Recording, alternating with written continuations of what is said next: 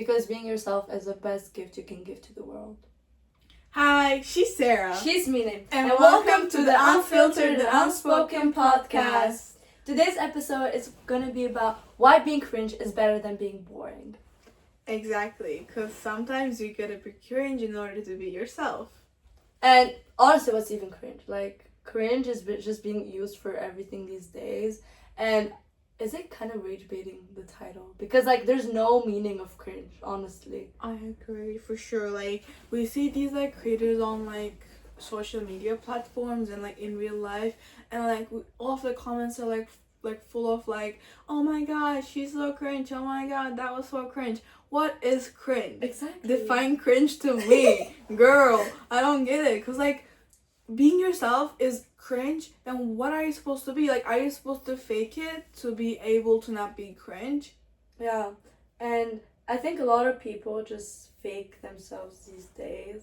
And the reason of that can be because of, like, this perception of others, like, oh, you're cringe, blah, blah, you're cringe. But, like, honestly, what's better than just being yourself? Like, being yourself is the biggest gift you can give to the world. Because then it's basically, by being yourself and being who you are, being true to yourself, you can bring those people into your life. You can bring the people that will uplift you, the people that will be there for you. And cringe is just being used for nothing these days, bro. Like, yeah. But, like, I feel like it's just a thing that a lot of teenagers and, like, even adults struggle with. Like, sometimes you want to act a certain way, or even, like, showing your true personality at, like, new places. We're always scared of being cringe, blah, blah, blah, you know, like, being the weird one, whatever. And that really holds us back from a lot of things. For me, for example, at a place that I'm comfortable at, I'm a lot more talkative. I say stuff that comes to my mind directly. But, like, at places that I'm not most comfortable in, or, like, I just don't really have a lot of friends that or whatever, I'm really, like, not as talkative, and, like, I just really rethink everything I say, which is, like, the fear of being, like, cringe or whatever. But at the end of the day, what is cringe? I also feel like being cringe holds you back from being confident in a way, because let's, like, call it that way. For example, you're going to a new interview for a job, and then you go there and, like, you're like, oh my god, what if I look cringe? So you just, like, start to rethink everything you're saying to a point that you don't look confident in what you're saying. So even if you're not looking cringe, because of the fear of looking cringe, you're looking unconfident, which is a thing that I myself struggle with a lot. I feel like because of that, I always, like, say, yeah, like, I look really unconfident at places that, like, I'm at for the first time, just because, you know, I don't want to look cringe or weird or whatever, or, like, I don't know what to do. But, like, that really affects other stuff too, you know, how you look apart from being cringe. Yeah, because sometimes this will definitely affect, like, other things as well, no, like job interviews or something, but also your relationship with other people. Like, if you're not true to yourself and if you're not true to other people, then you're gonna attract friends that are also not true to themselves, and that are gonna be appeal to the fake version of you, and that's not gonna suit anybody, because then you'll be fake and they'll be responding to that fake version of you just because you don't want to appear cringe. But sometimes the best thing you can do is be yourself, so you can get rid of those people that are not meant for you and get the people that are meant for you in your life, because you are supposed to be in this state in your life to attract the good people for you, including, like, friendships, relationships, whatever. Like, yeah. Okay. An example could be, for example, at school, we know obviously a lot of people, right? And I know a lot of people that would also find what we're doing cringe or whatever, or, like, you know, who knows, maybe we're gonna get sent in the group chats, who knows, like. But if we cared about what people were thinking, and, like, if they thought we were cringe for doing this, we would never have started it. And as much as there are people that are gonna think we're cringe, I know that as a matter of fact, there are also gonna be people that are gonna support us, and I know that as a matter of fact too. So it is always better to not really look at the negative side of things, or, like, who's gonna say you're cringe, but also look at the positive side, like who's gonna support you and all of that. And these kind of stuff are, like, being cringe shows who are the real people in your life. Because, for example, you're doing something cringe, you're acting cringe or whatever, and, like, if people are still staying with you, even though you're being yourself, then those are the real people, because you never want to keep people in your life by being fake, you know. Yeah, because like for example, obviously we know that some people are gonna think it's cringe, but like, do we like what we're doing? Do we love what we're doing? Yes, we do. So we're gonna keep doing it regardless. Obviously, sometimes it can go in our mind like, oh, is it cringe what we're doing? Like, but then we're like, no, it's not, because it's what we like doing this, right? It only matters if we like doing this, because it says more about other people than you. And oh my god, there's this example. So we made a movie, right? And I'm not gonna talk about it in detail, but it was like a movie at school, and we were filming and everything. And we know, as a matter of fact, that like so many people thought it was cringe. So many people thought it was cringe. And at the premiere, probably so many people also came just because they were like gonna look at it and think it's cringe, okay? But like, let me tell you this, the things that we did and like how proud we are of ourselves now, it's crazy. Because in 20 years, you're not gonna be like, oh, I regret doing this, right? Because they thought we were cringe. No, you'll be like, I'm so happy I did this because I learned so much. I got to experience. And instead of regretting, at least it's better to regret what you did than regret what you didn't do, because at least you know what you can do better next time, right? You don't have this fear of like, oh yeah, what would have happened if I was actually myself, you know? Like, yeah, that was a super good example. I just really loved it because... And I know a lot of people that came to just like, you know, make fun or whatever, but at the end of the day, we were the one that were on the screen they were watching, so we took the risk of looking cringe and we did it. So like, and if they find it cringe, that's their own problem. And so like, for example, for me, my friend also came on to watch, or like the teachers came to watch, whatever, and I look at the positive side of those things, you know, like my friend came to watch, the teachers, like people that actually wanted to watch the stuff came to watch, and those are the people that we were focusing on, instead of the people that thought we were cringe or whatever, because those people do not matter. Those people that think we're cringe do not matter. Just the people that think you did your best matter. And like, another thing was, the editing of the movie was not as good as they thought it would be. It was not as good as it would be. And like, obviously it's understandable because we're not professional or anything. But if we had more time, it could definitely be so much closer to being professional. But and a lot of people thought the editing was cringe or whatever, but they did not see the 3 all-nighters I pulled. And we basically, guys, okay, I'm sorry, let me explain. Yeah, because I pulled one all-nighter with my friend and one all-nighter by myself, and we pulled one all-nighter, all of us together, and half of the cast's first all-nighter was from that movie. Imagine that. Anyway, so like, people did not see any of those. So if they think we were cringe, then try doing it yourself. Exactly. No, because we actually got, not only have we learned so much, but it was really fun at some points. Obviously it was really stressful, but we also got to know other people as well, and it was like one of these experiences that in 20 years you'll look at and feel so nostalgic of, or like in like 2 years you'll be stressing over like your final exams and you'll be like, I remember when I was stressing over the movie, you know?